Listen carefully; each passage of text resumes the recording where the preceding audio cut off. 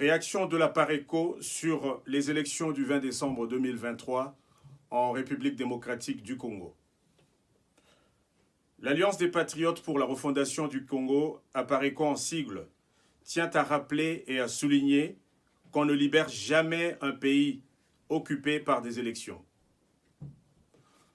En raison de la situation chaotique actuelle, caractérisée entre autres par des cas d'amateurisme et d'aventurisme au sommet de l'État, notre pays s'est engagé sur une voie préalablement tracée pour sa disparition définitive.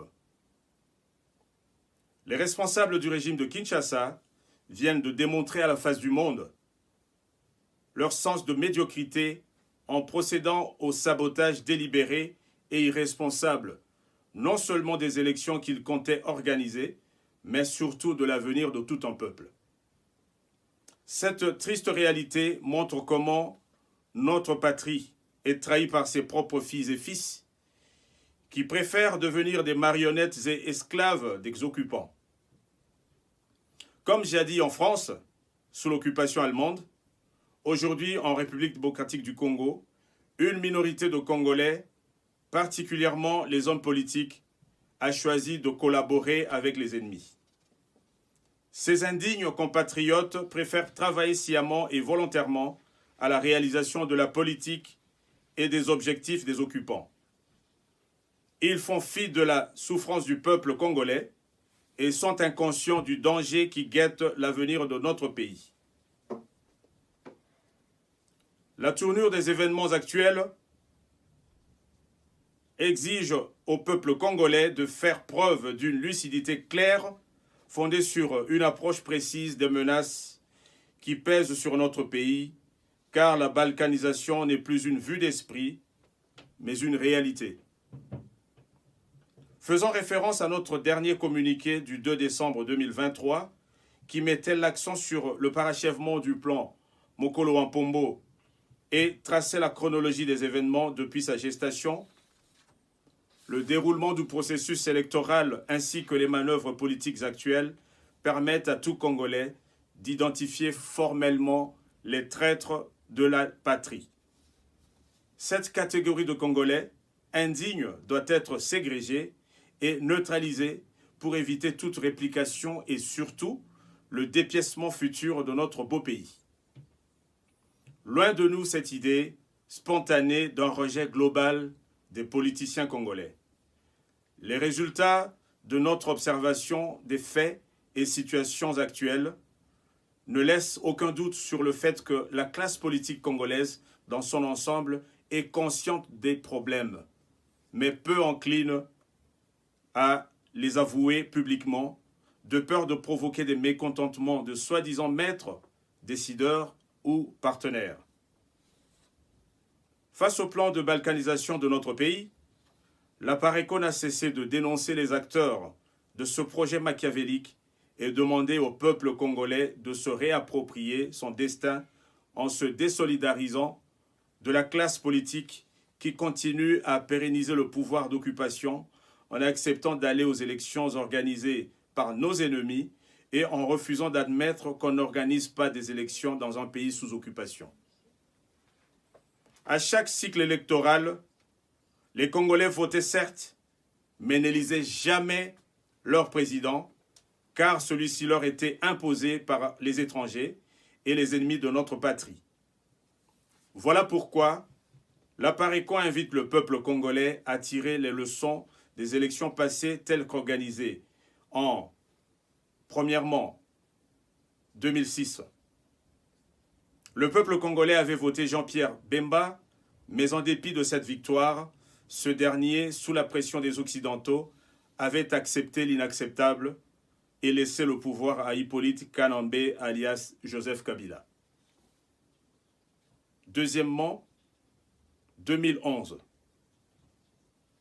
Les Congolais avaient massivement voté Étienne Tshisekedi, mais l'impérium ne lui avait pas été donné et il avait préféré leur proposer un sommeil forcé, Pongi Ababébé, à la place de réclamer leur victoire et en laissant ainsi le pouvoir à Joseph Kabila. Troisièmement, 2018, À son tour aussi, Martin Fayulu relèguera sa victoire au second plan pour son combat de vérité des urnes, malgré la confiance et l'espoir placés en lui par le peuple, et proposant plutôt la mise en place d'une réforme institutionnelle au lieu d'appeler ce peuple à se soulever. Durant tous ces cycles électoraux, l'Apareco s'est plié à la volonté du peuple congolais à aller aux élections, comme lui demandait la classe politique, malgré ses appels répétés au boycott, et à l'occasion, se choisissait un candidat à même de libérer le pays à soutenir.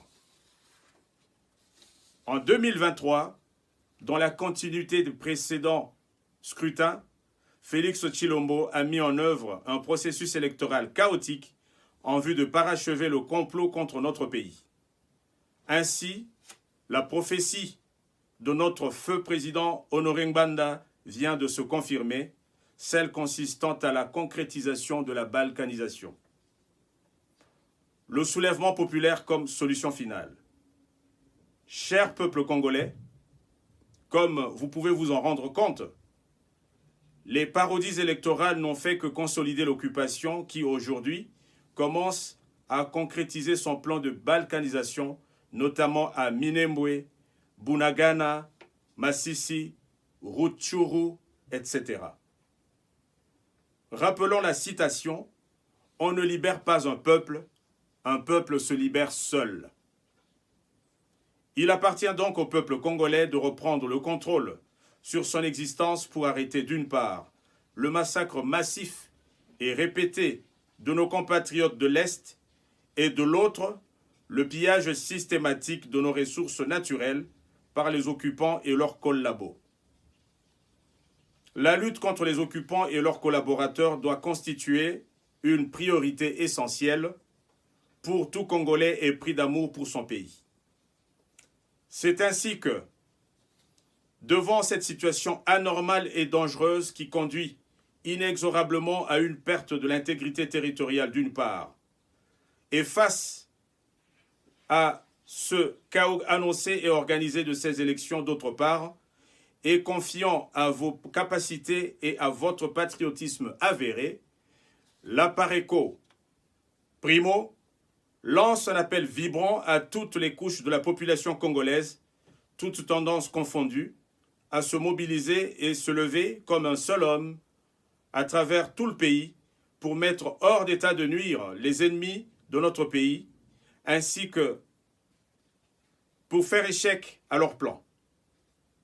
En effet, point n'est besoin de vous rappeler le complot international dont est victime notre pays en vue de sa balkanisation, et ce, depuis la conférence de Sun City, d'où est sortie la fameuse charte de l'occupation, ou constitution de 2005, qui a mis à mort notre nation.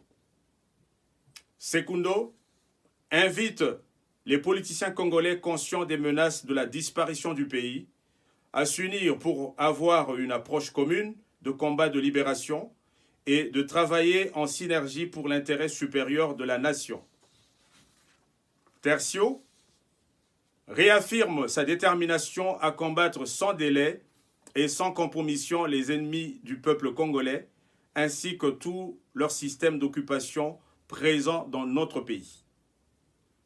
Quarto demande au peuple congolais de rejeter toute idée de transition avec les acteurs politiques au pouvoir à Kinshasa, qui sont à la base de cette crise, laquelle ne peut être résolue par ceux qui l'ont créée.